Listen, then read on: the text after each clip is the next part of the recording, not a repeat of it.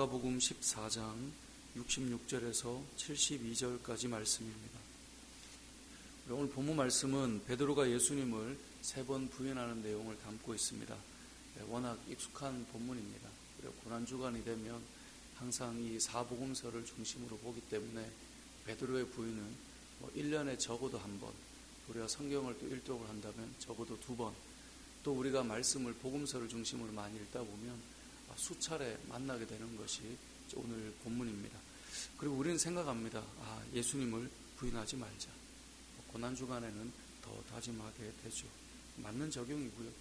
마땅히 그리해야 되지만 우리는 좀 생각해 볼 필요가 있습니다. 여러분, 예수님을 3년이나 따라다니며 예수님께로부터 사랑을 받고 그렇게 배웠던 베드로가 우리보다 더 의지가 없다거나 더 뜨거움이 없어서 예수님을 이렇게 과연 부인했을까 하는 생각을 해봐야 됩니다. 우리는 성경을 읽을 때 흠이 있거나 문제가 일어나는 사람을 볼 때마다 이러면 안 되지 않나? 라는 생각으로 쉽게 판단하고 우리는 우리에게 쉽게 적용을 해보려고 합니다. 부끄러워하지 말자. 세상이 크지만 그 큰 세상에서 이렇게 살지 말아야지 라고 우리는 다짐해 보지만 실제로 베드로라고 하는 인물보다 우리가 더 큰 의지나 더 큰 믿음이 이 당시에 있었는가를 비교해 본다면 우리도 과연 이렇게 쉽게 적용하고 이렇게 같이 모여서 나눠보고 이렇게 살아보자 라고 말하지만 우리도 곧잘 넘어진다는 것을 알게 되는 것이죠. 실제로 베드로는 예수님을 잡으러 왔을 때 칼을 휘두를 정도로 용기가 있었던 사람이에요. 여러분, 누군가가 여러분을 잡으러 왔을 때 여러분이 믿는 믿음 때문에 칼을 뽑아서 휘두른다. 그게 사실 쉬운 일이 아니에요. 베드로는 그렇게까지 했던 사람임에도 불구하고 이제 오늘 본문에 보면 베드로가 부인하고 있어요. 어쩌면 칼을 휘두를 때까지는 예수님께서 아직 잡혀가시기 전이었고 이제는 끌려다니시는 예수님을 보니 너무나 나약하고 이걸 따라가기 쉽지 않을 것 같은 그런 두려움이 밀려와서 아마 이렇게 부인했을지도 모릅니다. 오늘 본문에 보면 이 베드로에게 너도 예수님과 함께 있었잖아 라고 말했던 사람이 등장해요. 그 사람이 누굽니까? 대제사장의 여종 하나라고 표현해요. 대제사장의 여종 하나가 말하고 있는데 이 여종은 당시에 시대적으로 볼 때 세상적인 높은 지위에 있는 사람이 아니란 말이죠. 그런데도 이 말 한마디에 베드로는 부인해요. 그 이유는 대제사장의 여종이었어요. 그러니까 뒤에 큰 힘을 안고 있는 사람이라고 볼 수 있는 거죠. 우리가 세상 앞에서 어떤 사람을 만날 때 우리가 두렵게 만들고 비참하게 만드는 사람이 세상에 꼭 높은 지위에 있는 사람이 아닐 때도 우리에게는 이런 두려움을 주기도 해요. 그 뒤에는 거대한 세상의 정신과 힘이 있다라고 여겨지기 때문에 그런 것입니다. 베드로 때도 그렇고 오늘날도 그렇고 세상은 여전히 커 보이고 여전히 예수님을 십자가에 못 박을 수 있는 힘을 가진 것 같고 믿는 자들을 눌러줄 만한 거대한 힘을 가진 것처럼 보이는 것, 그것이 세상입니다. 심지어 교회를 다니는 사람들조차도 교회 안에서 나누면서 교회 다니는 사람 비난하고 함부로 말하고 쉽게 말하는 시대를 우리는 살고 있어요. 아니, 같이 믿는 사람인데 믿음을 독려하고 격려해야 될 사람이 믿는 사람들이 더해 라고 말하면서 마치 본인은 아닌 것처럼 깨어있는 사람인 것처럼 말하는 사람들이 같이 제자라고 말하고 교인 가운데서도 그런 일이 일어나는 시대 속에 세상 앞에 서고 살아간다라고 하는 건 참 쉽지 않고 어려운 일들, 우리는 그러한 삶을 살아가고 있죠. 그리고 이런 가운데 우리가 신앙을 숨기지 말자, 여러분, 단순히 이런 결단이 아니라 저는 좀 다른 것을 봐야 된다고 생각합니다. 그럼 베드로는 언제 담대해졌을까요? 그가 오늘 이 본문에 보면 3번 부인한 이후에 예수님 말씀이 생각이 나서 펑펑 울었어요. 그리고 나서 담대해졌을까요? 만약에 그렇다면 우리도 범죄하고 회개하고 눈물을 흘리면 담대해지겠죠.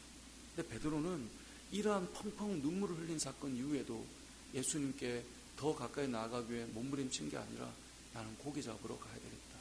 그게 베드로의 반응이었어요. 내가 얼마나 울었는가, 내 마음이 얼마나 안타까워했는가. 그러면 이게 베드로를 바꾸는 게 아니에요. 베드로는 언제 담대히 말하며 등장하기 시작합니까? 사도행전 2장에 보면 사도행전 2장 4절에 성령이 임하였다라는 사건이 말씀하고 있습니다. 사도행전 2장 4절에 보면 그들이 다 성령의 충만함을 받고 라는 표현이 나옵니다. 그 다음부터 제자들은 완전히 달라졌어요. 세상의 그 거대한 어떤 위치에 있는 사람들이 억누르고 감옥에 가두고 때로는 순교의 역사가 일어나도 이들은 두려워하지 않았어요. 여러분, 성경을 읽다 보면 간혹 성경을 늘 이렇게 적용하는 사람들이 있어요. 말씀을 봐. 여러분이 노력하고 애쓰고 힘쓰면 돼.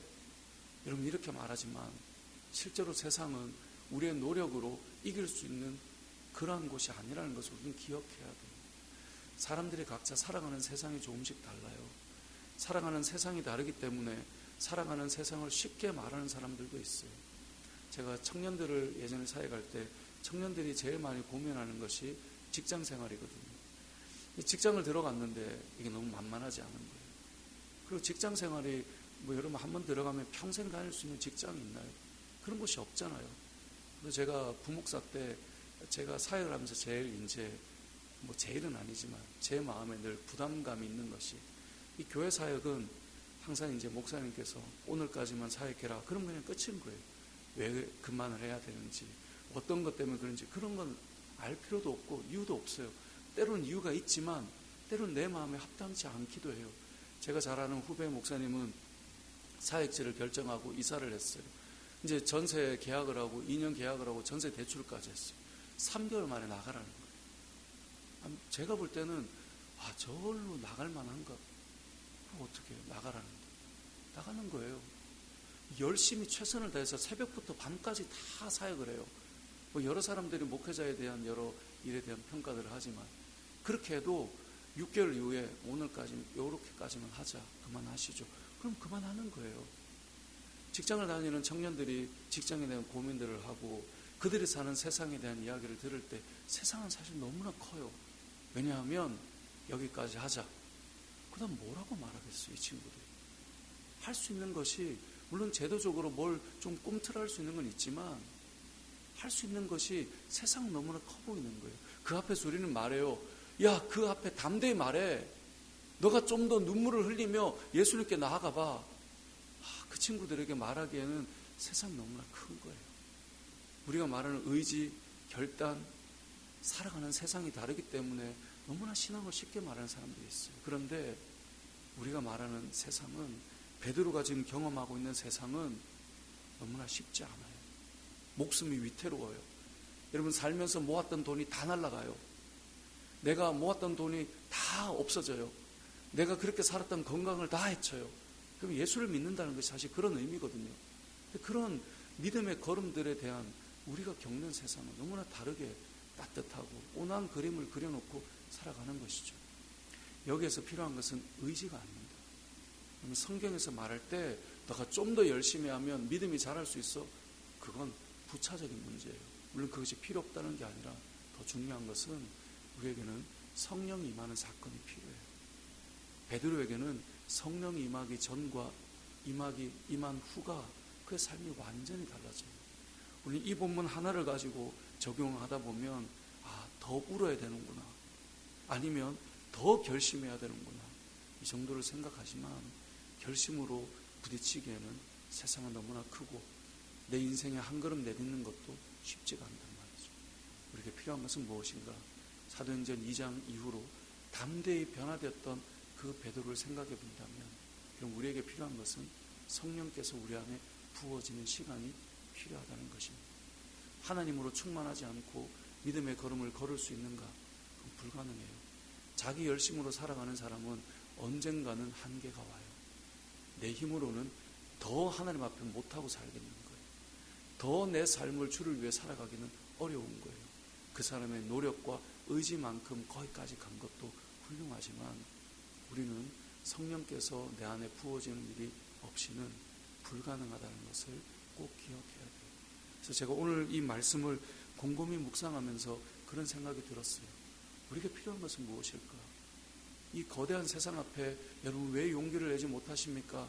라고 하는 것을 말하기에는 여러분 각자 살아가는 세상이 여러분 너무나 크고 여러분 믿음의 자리에서 어떤 분은 그런 얘기해요. 회식 자리인데 어떻게 안 갈 수 있습니까? 안 갈 수 있는 직장은 있는데요. 안 가면은 나가야 되는 직장도 있어요. 그런데 그 사람들이 말하는 거예요. 넌 믿음이 없어서 그래. 용기가 없어서 그래. 그걸 쉽게 말할 수 없는 다양한 세상을 우리는 살아가고 있어요. 그 가운데 우리가 감히 말할 수 있는 것은 한 가지예요.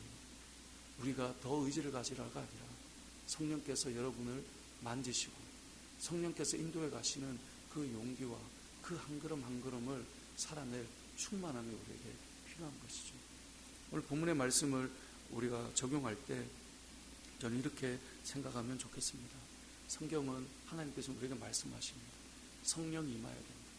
오직 성령이 너에게 임하시면 너희가 권능을 받는다. 사도 바울이 복음을 부끄러워하지 않았어요. 담대히 그 말씀을 어디를 가나 전할 수 있었어요. 이유는 하나예요. 바울이 대단히 공부해서요? 아니에요.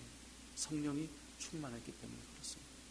저와 여러분의 삶 속에 오늘 이 말씀을 우리가 생각할 때 고난주간 우리가 십자가를 묵상하고 우리가 믿음으로 살아가겠다라고 하는 제자가 되며 이 길을 걸을 때 우리가 기억할 것은 여러분 의지도 필요하고 다 중요합니다. 맞습니다. 근데 더 중요한 것이 있는데요. 우리 안에 성령으로 충만해지기를 간구하는 그 마음이 가장 중요합니다. 그래서 초대교회에 이 성령 강림 사건 이후에 교회는 항상 구했던 것이 있어요. 성령으로 충만케 해주십시오. 하나님 오늘 하루도 제 안에 성령으로 충만하게 해주십시오. 그게 가장 큰 기도의 제목이 있어요. 저는 그 기도의 제목이 저와 여러분에게 임하였으면 좋겠어요. 저는 오늘 우리 노회 장로님들이 세워지는 장로고시와 면접이 있어요. 시흥에 내려가야 되는데 늘 함께 그분들과 대화를 나눌 때마다 각자의 삶의 영역이 다르고 그 믿음의 걸음이 다르지만 동일한 한 가지를 늘 구하고 살아요. 교회는 다르지만 그분들이 겸손히 주를 섬기고 성도들을 섬기고 믿음의 걸음을 걷는 그 가운데는 큰 한 가지 공통점이 있어요. 예수님을 사랑하고 성령으로 충만한 거예요. 그게 무너지면 다른 것은 다 껍데기였음을 알게 돼요. 다 같이 무너지거든요. 오늘 저와 여러분의 삶이 성령으로 충만함이 있는 삶이 되게 해달라고는 그 한 가지의 기도 제목으로 이 고난주간이 시작되었으면 좋겠어요. 그럼 이 기도가 없으면 사실은 고난주간은 너무 피곤하고 힘든 한 주간이 될 거예요. 왜냐하면 안 하던 기도가 다시 시작되고 안 걷던 걸음이 시작돼야 되니까. 그런데 우리가 기도하면서 하나님께 주시는 능력이 임하고 성령으로 충만하여서 그 믿음으로 내가 걸어가겠다라고 하는 이 마음이 우리 안에 잘 채워져서 이 고난주간의 시작 속에 성령이 임하심과 충만케 하시는 그 은혜가 저와 여러분의 삶 가운데 임하여서 그 큰 세상 앞에서 우리가 또 성령의 도우심을 힘입어 믿음으로 한 걸음 걸어갈 수 있는 그런 저와 여러분의 삶이 되시길 주님의 이름으로 축복합니다. 아멘.